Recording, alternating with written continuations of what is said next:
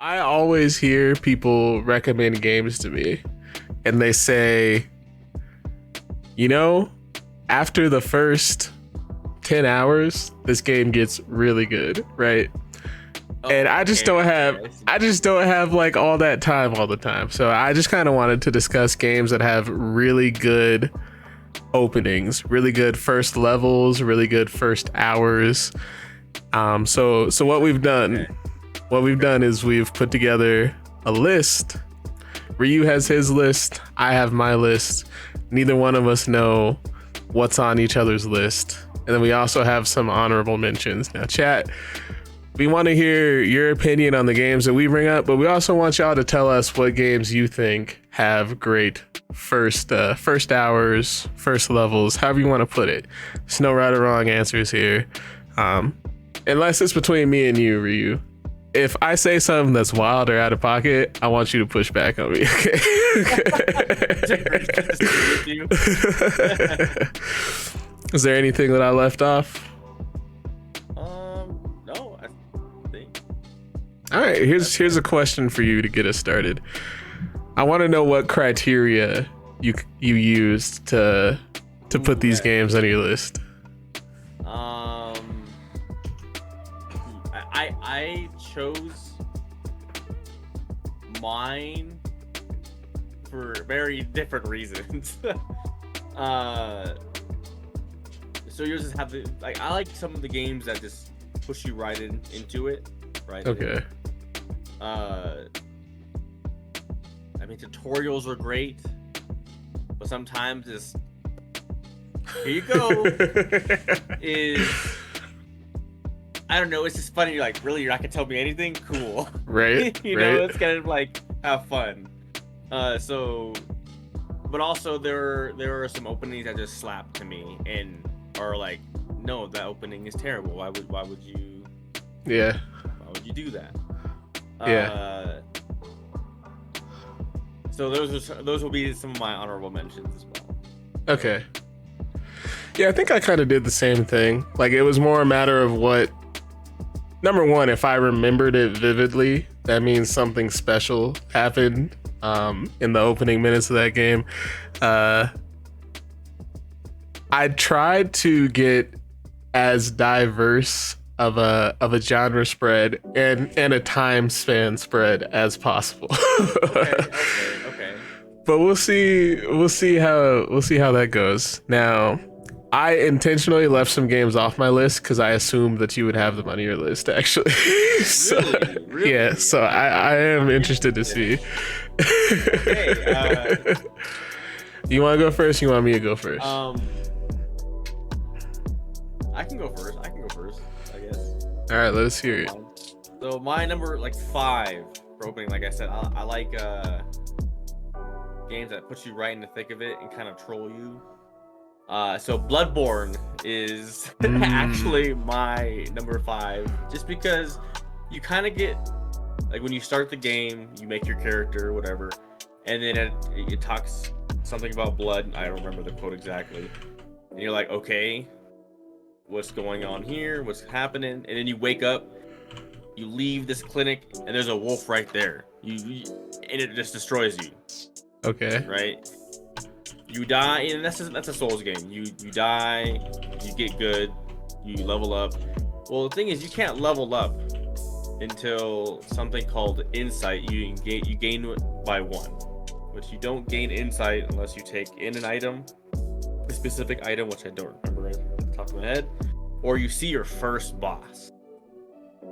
So if you don't know where the first boss is, you know you're taking forever to even level up because there's this doll. When you die, you go to this building and there's a doll that's sitting there. Okay. Ah, there you go. There's the intro. I saw it on the stream just now. Yeah, you see that little clip and you're just like, huh? What's going on? I don't understand. Uh, there's these little guys that have these scrolls that tell you like what buttons or what dodge, attack. So you're just reading it. But like I said, even if you read it, nothing prepares you really for that wolf that you're just gonna end up dying. and then you get spawned, but it doesn't matter because even if you get good, you can't level up until you see your first boss. Okay. I wasn't expecting well, if there was gonna be a Soulsborne on this list, I was expecting it to be Elden Ring, but Understand? Yes. Like I said, like I kind of did a little bit like what I liked, and this was just what I thought. I was like, well, that's a good opening. Just threw me into the game, and it was Bloodborne. all right, I like that. I do remember how much you played Bloodborne too while we were living together. Yeah. You got the platinum, right? I did plat it. Yeah, I beat it, and then I kept playing it, and you're like, Chris, what's the point anymore? And you had a point there. I was like, man, I'm really beating into the bush at this point. Like, I'm beating Bro's a this game to masochist. the ground. Yeah, I mean, eventually you learn the game, and you just kind of fly by it. You make new builds and keep playing it. Okay. Every play is a new experience. Okay. Nice. Before I give you my first one, Okay. before I forget to tell you, based off of what you told me at the beginning, how you like games that just throw you in and don't tell you anything, bro, you really need to play Tunic. You gotta play Tunic, my guy. Okay. I need to get it on the. Let me know what I need to put it on my wish list on Steam so I can wait for it. It's free on Game Pass. Oh, I can easy. All right, I can do that. I'm trying to 100% it right now without looking anything up. It's so fun and addicting. But I like that. Okay. so here's what we're gonna do. I need you to get in your time machine. I need you to go back to the year 2009. You've got a PS3 controller in your hand, and you just sit down in front of your 720p giant TV with huge bezels, and you have just put Uncharted 2 in. In Uncharted, like the beginning of Uncharted 2 absolutely fascinated me because literally within a minute you go from waking up on a train to that train being dangled off of a cliff. And remind you, hold on, you have to climb that train twice. yes. Yeah, I just remember like there wasn't anything that was as interactive when it came to like climbing and the environment changing around you while it was happening. Because you know the meme now is like Nathan Drake is everything he breaks kind of like crumbles as he touches it. Yes. I feel like this is where that kind of started. You reach for, well, the game also was really good at I'm gonna reach for this pipe, breaks. Yep. You know, and it always gives you like, is this gonna break? You know, and eventually you kind of see it, whatever. But with the pipes and stuff, you could never really tell. And I love how they would always like voice act to like, no, you know. Yeah. So it always felt like you were in the moment. So yeah. Can I just let you know that Uncharted 2 is also on my it's 4 on my list. So Okay. just knock that out right now. I really wanted to put Uncharted series. Because the game has always been beautiful, has always been something to look forward to, and I mean 3 was kind of let down. Yeah, I remember with 3. Still good. With 3, stuff fell apart so much it didn't even feel like you were playing a game. It felt like you were like scripted. Like you were just on a scripted path, like I don't blame you for having this one on your list. The series is great. Did you ever get to play Lost Legacy, the one with the 2 girls? I did not. I still need to do that. I need to get on that because I really want to replay the series as well. But you know, time is a thing. Yeah. These 20-25 hour long campaigns. Yeah. That's what I appreciated about Lost Legacy. Lost Legacy is like 8 hours. Even the Uncharted PS Vita game was amazing. Yeah. And why like Come on, Sony, make another freaking handheld. Right. And don't give up on it this time. Right. Man, we had games like that on a handheld. It was crazy. But yeah, I think we were even when the first one came out, we were like amazed with the ending.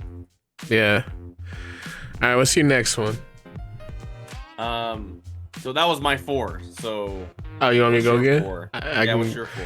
Okay, I should mention mine are in no particular order. Oh, mine are. Yeah. Okay. So Yeah. my number 4. Can you guess? Nah, I wasn't being serious. It should be obvious though. Sonic Adventure 2. There's so many games out there that we've played. Yes. I mean, this is definitely like off rip, right? Like if you skip the cutscene, like I always skipped cutscenes, it just opens with him skating down a hill. You're hitting ramps. You don't know why he has like the wing of a plane. You just, fire soundtrack going on. Yeah, you got a great song, and then the middle of the level is fine. It's good. It's fun, and then at the end you get the truck chase at the end, and it sets the tone for what Sonic Adventure 2 is pretty well, in my opinion. Do I need to say much more other than that? No, I mean, even Seymour, running around, and he starts jumping. I'm 30, he's 20. You know, right? It's just like it just shows you how like this song has this level. Absolutely. It's transcended time itself. Yeah, and then it just it gets better. Like I'd say the opening levels peak at Pumpkin Hill. Like you kind of hit a plateau after Pumpkin Hill, but yeah, I don't know. There's a lot of good stuff. Don't you do a crystal gem? Yeah. No thanks. You got the rap going. Yes. Yeah. All right. I guess that would be your number 3. What's your number 3? Let's see what I got. Okay, so 1, I guess, is kind of goes with the no tutorial thing, but I just it's not really the tutorial, it's the opening cutscene for me. Either you play this one character or another, but Resident Evil 2 is on my list, and you have Claire going into the gas station. Here, of course, she's trying to help somebody with the zombie. Like, get down. Leon shoots the zombies, runs out, whatever. It's the time where they're getting in the car and going to the city. Like, I'm looking for my brother. It's my first day. Unlucky. Right?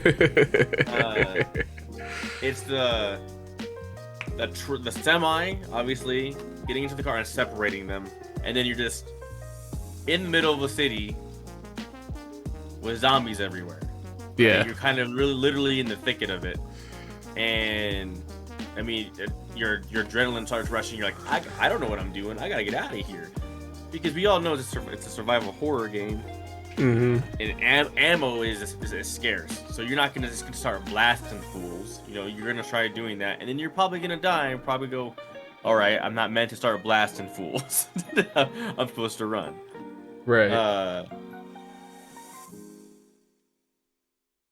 And it doesn't even matter if it's the remake or the original. Both are just, it's the same thing. Yeah. You're just kind of just out there. One just looks better. Bro, while you're dying. Them first couple of zombies in Resident Evil 2 are mad spongy, bro. Yeah. Hella spongy, bro. And I played this Resident Evil 2 on N64. That was my first experience with. Did you mean the remake or did you mean the OG? Like I said, it really doesn't matter because they're the same thing. But for the most part, I mean, it's been so long since I've seen The original one, so you see this whole cutscene. You see Claire like getting in trouble, going to the back door, opens it up. He says, "Get down." Right. Mad spongy. What's up, Word? Welcome in. I haven't seen you in a minute. It's good to see you. Okay, continue. But even this, you have this whole sequence.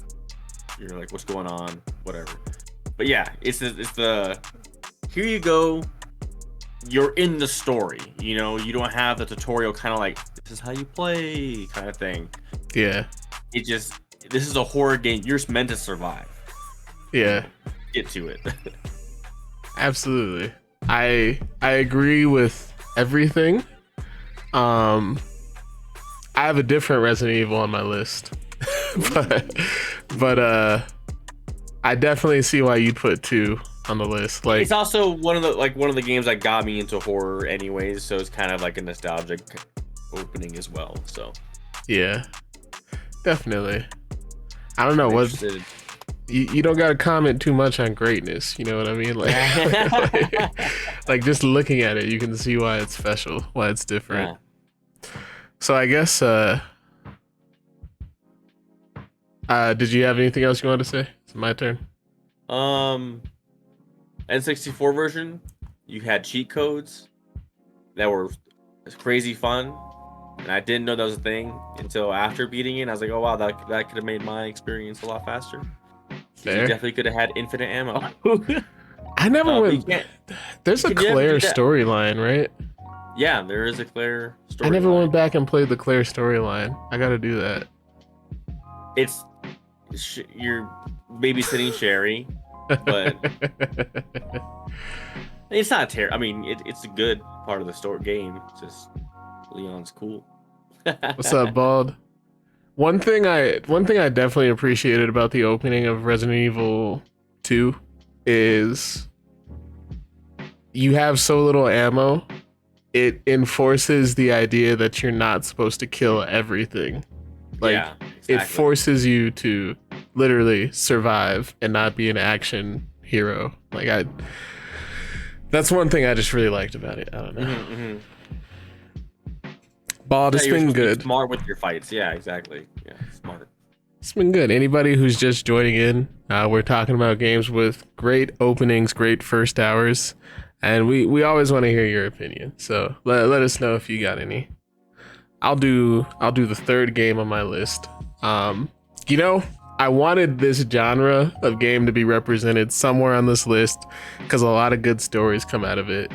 And it could have gone either way. It could have either been Telltale's The Walking Dead or Detroit Become Human. And I decided to go with Detroit Become Human.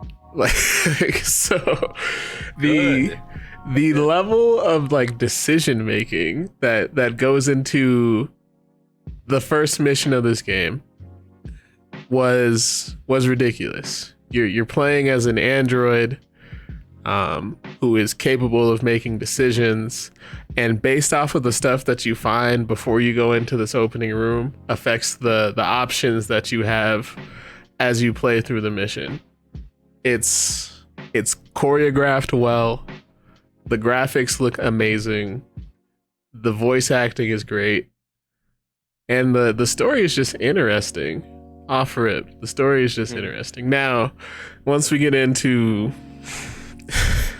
further into the story and the constant comparisons of androids to black people, that gets a little annoying, but I don't care about the rest of the game. We're talking about great openings. Yeah, great openings. Yes.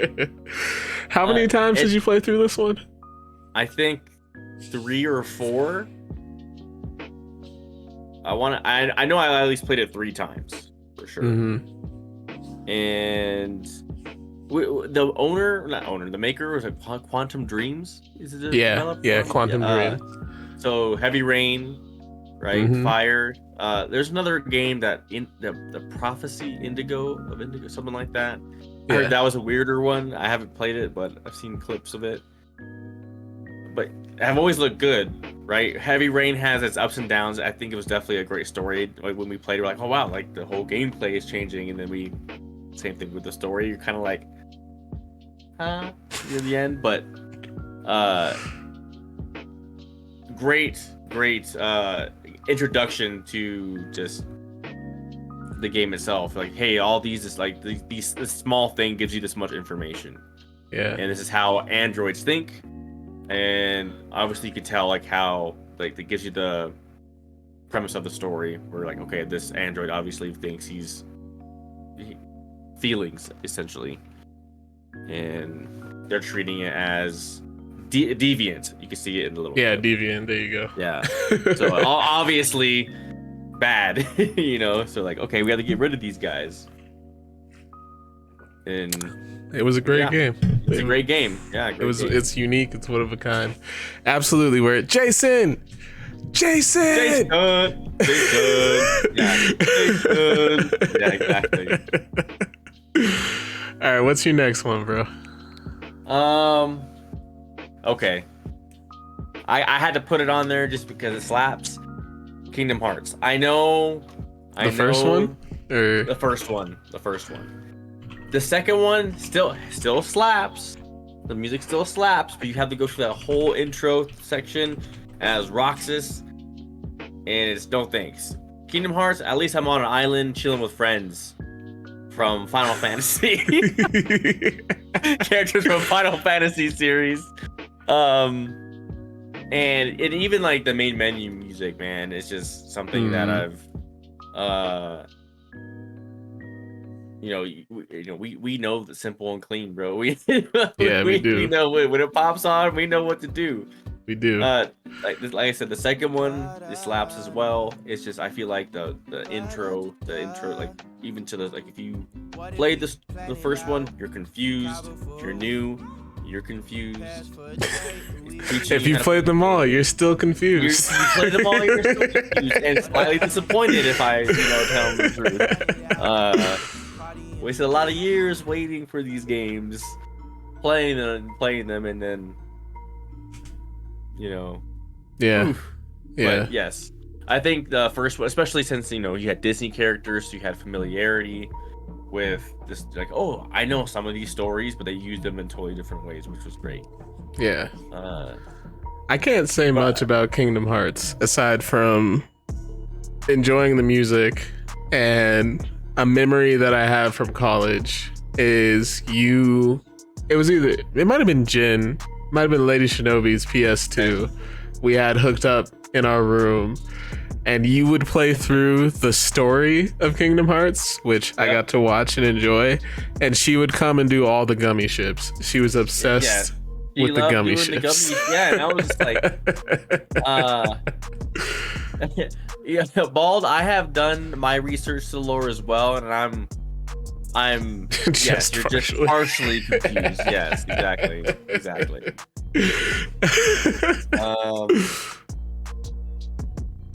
Hey, you had the mystery of the story. You see Sora going through these selections that just tell you kind of like how you're gonna scale up, basically, and you hang out with Goofy and Donald in the game, bro. Like I can't be mad at the game.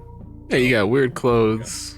You got good music. You got big old shoes. What more could you want? Yes, you have to have a best friend who gets lost in his ways. But anyways. Yeah, nice. So my number 4. What platform was it? Yeah, it was PS2. PS2. We were very lucky to have the Kingdom Hearts 1 and 2 on the same console. Yeah. Even though we had a Game Boy Advance game in the middle there. Yeah, you had to wait 10 years. You had to wait 10 years in a whole console cycle to get a third one. Yeah, Donald used Cure. You gotta go! And then you die, yeah. So this next one that I have is, I'm not gonna lie, it's pretty obvious. But, as an aspiring game developer, I can't not have it on the list. Because it's literally the perfect tutorial. The perfect first level. If you've never watched a video about why the first Super Mario is the perfect first level, you should go educate yourself. Like, everything about how the level plays out teaches you how to play the entire game. And you're having fun while you're doing it. When you look at you don't even know you're in a tutorial. And then when you look at You're the being world, schooled. stuff in the world, like, did you ever notice that the bushes are just the clouds but green? Yes, the screen, Like- yeah, genius. Like they did so much creativity with so little capability that it's pleasant to go back and do a little study from it. But yeah, that was I like That was this a light video. It's like literally giving you. You see, this is a bad guy. right. Right. If you didn't know, 1-1 is a perfect example of a perfect level. All right, what you got, Ryu? What's Super Mario World's? Because I'm curious because that's the like Super Mario game that I played the most when I was little, was Super Mario World. So I'm interested in Mario World, the one on the Super. Oh yeah, on Nintendo? SNES. Yeah.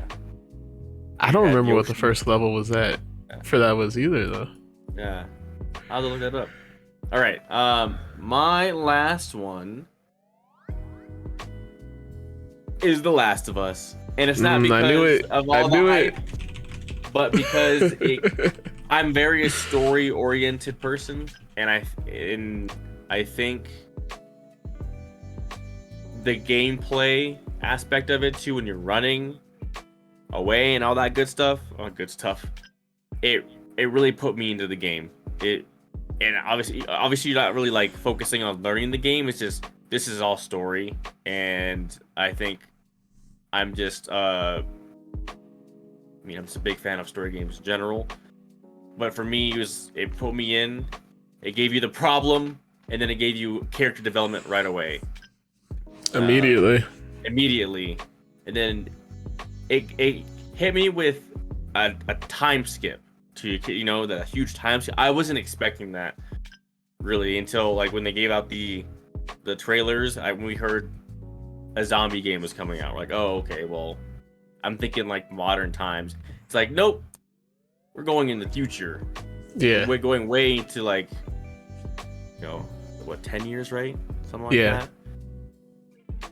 A lot happens, right? And I didn't really think about this when we played it on the PS3, mind you, when this came out. At 30 FPS. At 30 FPS, playing the multiplayer, that was fire. Mm-hmm.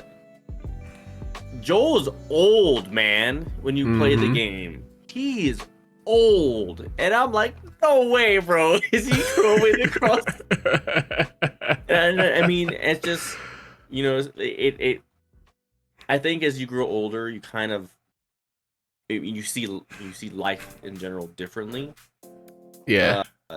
And when I played the second one, even just like I talked about earlier with you offline, like the brutality of it, it's just it's mind blowing how we watched it from Walking Dead and all that kind of stuff. Where there's zombies, but people are the problem. And I think Walking Dead did it where someone is there and then the next episode they're not. But in the game, they really took it to the next level where somebody died or like any character died, and you're like, oh, somebody just like that person just is gone.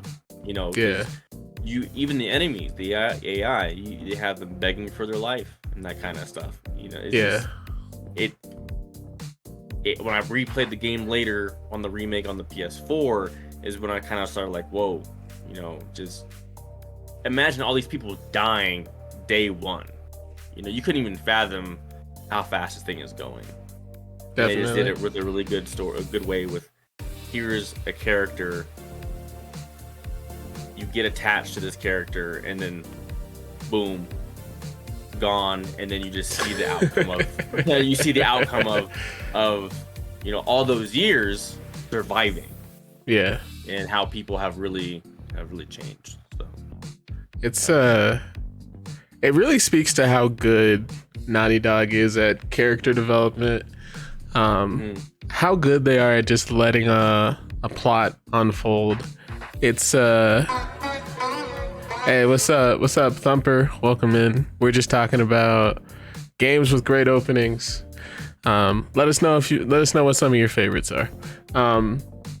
Just the whole the whole scene where you're having to drive through the city and actually escape,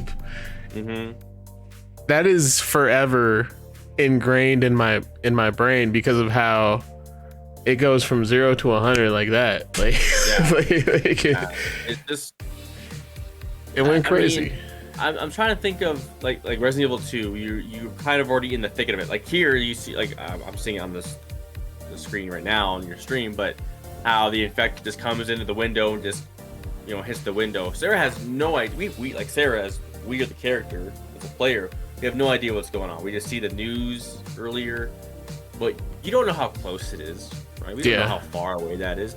This just happened right now. You just woke up and this happens.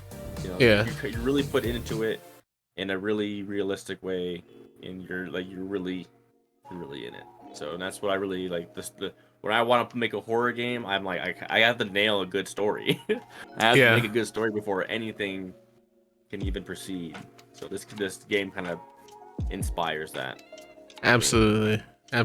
Good choice. It definitely deserves a number 1 spot. I too have a horror game as my last game. And to be honest, it could have gone either way. There's 2. It was either gonna be Outlast or Resident Evil 7. And the reason why I chose to go with Resident Evil 7 is simply because it does almost the same thing, but you feel everything that this woman does to your hands.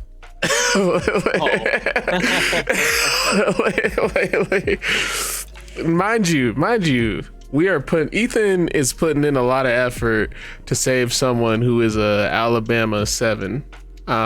Mia is not my favorite person. I might even dislike her more than I dislike Ashley from Resident Evil 4. But understandably, she kind of lied to you about your whole her whole occupation.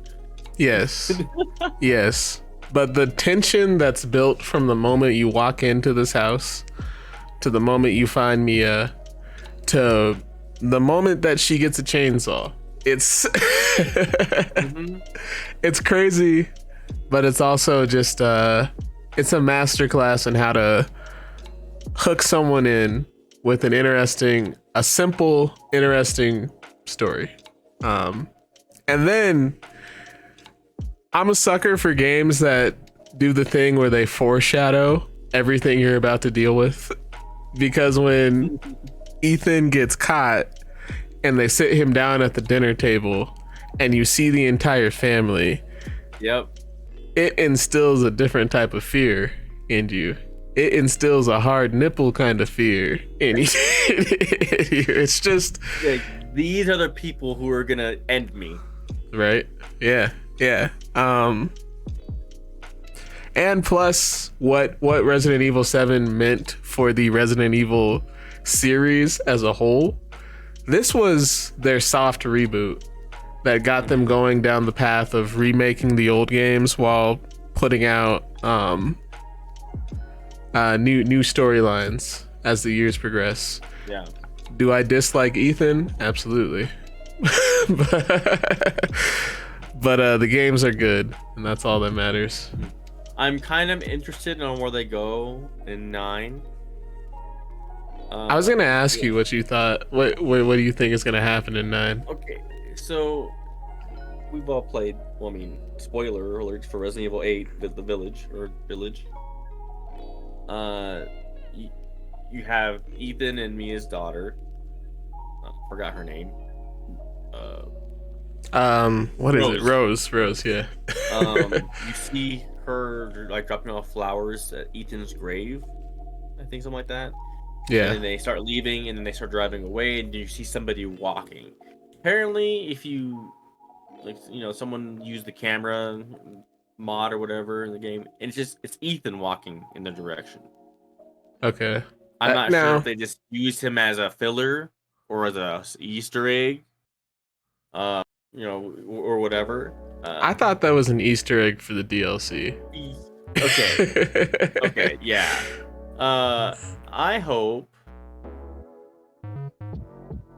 I don't know. I'm kind of done with the whole Ethan thing. And I didn't care in the DLC.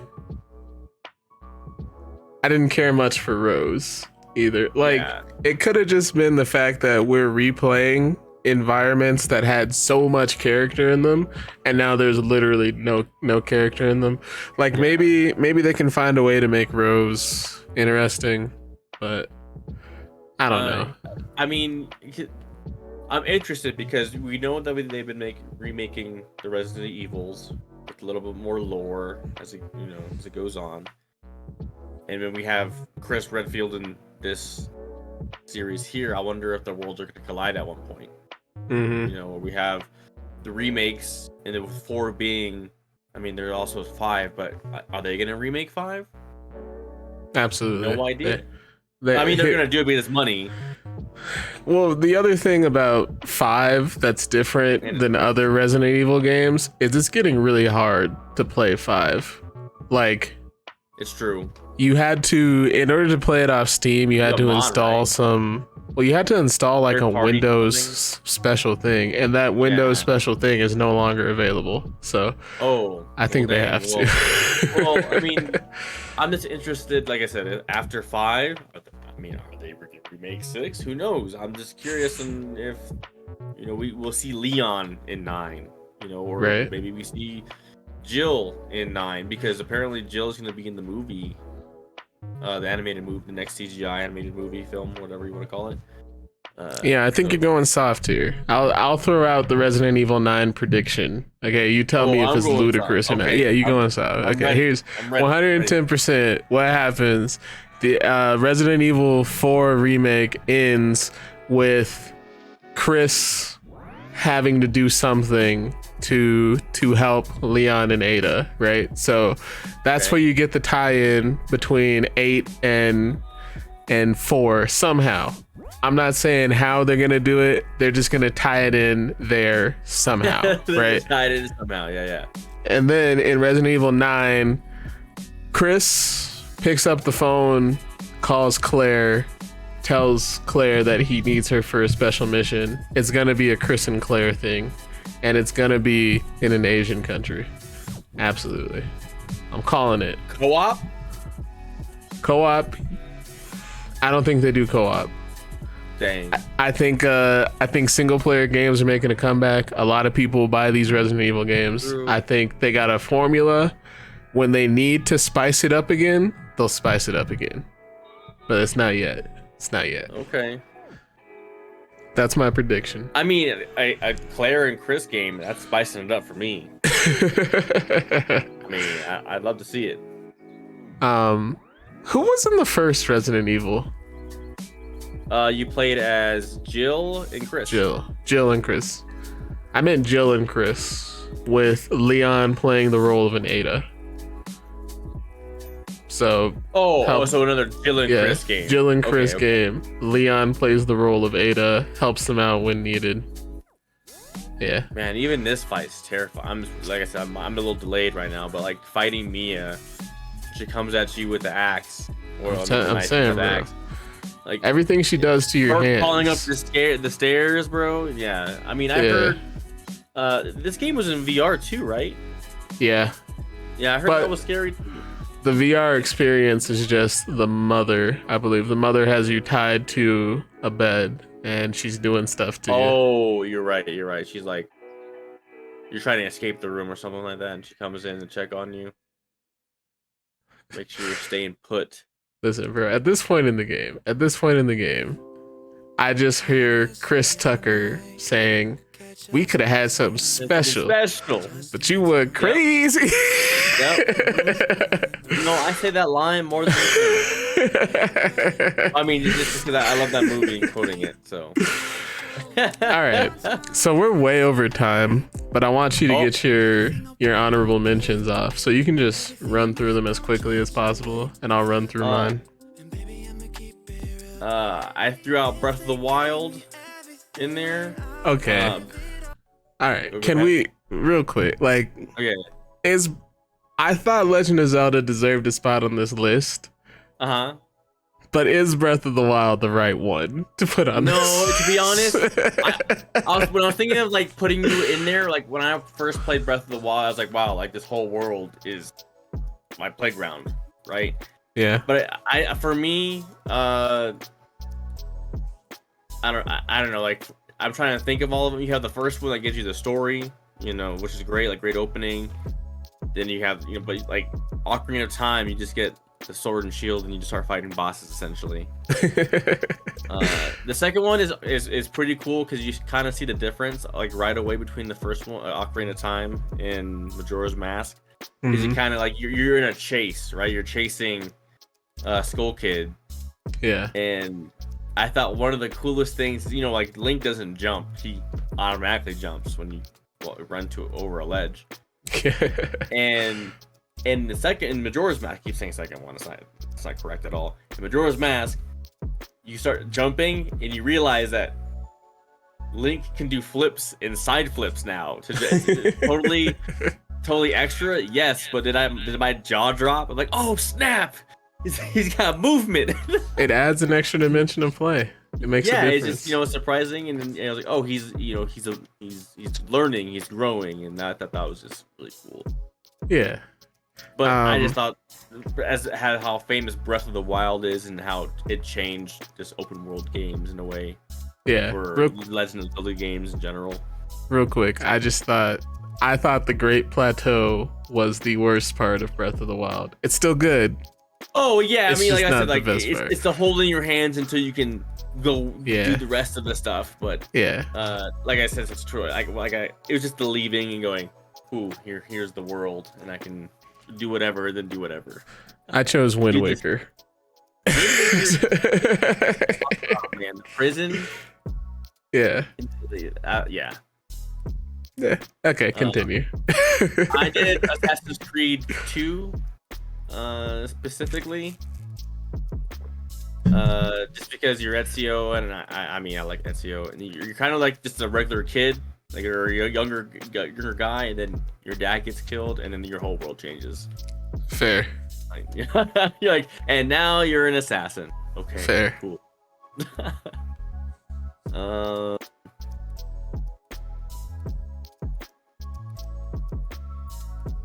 think I had one more. I'm kind of spacing. You can go ahead. All right. You stop me when you remember, or when you have something to say. Yeah. It was a tough choice not to put Dead Space, the OG Dead Space, on this list, because when you go and you pick up the plasma cutter and you learn how to decapitate necromorphs for the first time, like, it is intense. The sounds that the Nishimura is making, everything about it is just so intense. And then it starts you off with the backtracking early, bro. Early. Another one. I think Dead Space did backtracking well, though. Yeah, it did. It did. Backtracking did not subtract from that game. Yeah. Another one I had, going back to the N64, 007 GoldenEye. The first mission. I was gonna put that on my list too. Just when you jump off the dam and parachute out of there, man. Great A gameplay. Potentially an unpopular opinion, but the end of the first mission of Mirror's Edge will always stick with me. Faith. That's where you grab on the helicopter, right? You grab onto the helicopter, and then it turns around, and you see what she looks like for the first time, and you get the soft piano riff, and then, like, that was just satisfying. Yep. The first one is very nostalgic game. I love it. I think it holds up too, especially as a puzzle game. It definitely holds. You've absolutely forgotten how to solve all the puzzles in that game. Did I? Okay, I think I remembered. Okay. Did I say BioShock? You didn't, but that's a good BioShock, one. yes. So BioShock, I mean, all of them, they kind of just, each opening is kind of like, here's the world you're in, right? Well, I mean, at least for the first one, you're kind of like, here's the underwater world of BioShock. And then even in Infinite, where you have to go into the world of the sky, they kind of like make anything extra going into the world. Another game that's gets you immersed. Sorry. Yeah. They get you immersed into where your environment is. Definitely. I remember just having no clue what to do but being sucked in to that city. I remember people getting really mad that you had to be baptized into the city of BioShock Infinite. People are silly. It goes by, I guess, my religion. I'm like, playing a video game. It's not actually. It's called role playing. Get with the program. If you're watching a movie and someone does it, like. Anyways, I was trying to figure out if Call of Duty deserves a spot on this list. The only one that I could think of, Call of Duty Modern Warfare. There's a mission called the Coup that happens, I believe it's within the first hour, where you're about to be assassinated. Or you're about to be publicly executed, and right before they kill you, the troops come in and pick them off one by one while they're all like right next to you. I don't remember. It's a solid solid opening right there. Hold on, I already have it pulled up. As a solid, it's a solid opening. Bottle. Yeah, you've been captured. They're walking you to the public square. They throw you in a car, driving through the city. People are running away from the city for some reason. You're not entirely sure why. And they bring you to... I remember this scene, but I don't remember how they save you. You're getting the mess kicked out of you. Freaking sick. Trick the face is always nice. Right? Love when it happens. I think this is the part. Specifically this part. Yeah, this dude right here. They bring you to the gallows. They sit you down. Of course, suspense is building.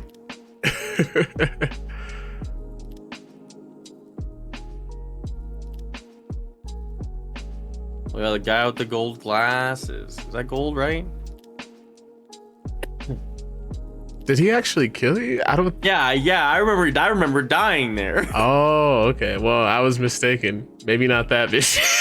Well, I mean, it's still a crazy opening. You're like, oh man, I'm a prisoner, and then you're like, all right, later, fool. Yeah, right. Okay. He said they save you if you actually die. Clearly didn't remember that one too well. Hey, that's okay. GTA 5 opens up with a heist, which I'm just a sucker for a good heist. So I enjoyed, and I love GTA 5. I did the 100% completion checklist. It's one of my favorite games. Then there was the Warehouse, Tony Hawk Pro Skater 2. This level is forever ingrained in my head, along with the song that plays with it. The remake did a marvelous job with this game. I never played the remake version of it. That looks fantastic. Wow. Yeah, it's great. It's great. That's crazy. It really scratches the skate itch. Like, it's different from Skate 3, but it scratches the itch.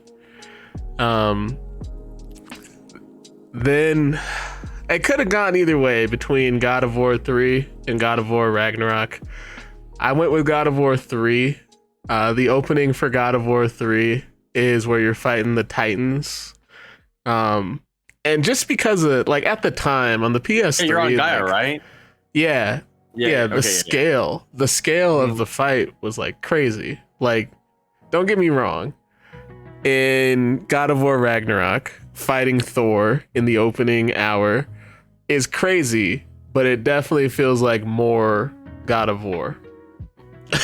But Yeah, I remember God of War 3 feeling like something different, like something special, something one of a kind. So I mean, this is the beginning. You're just like, okay, where are we at? right, right. You got Poseidon coming up at Yeah. It was a crazy time.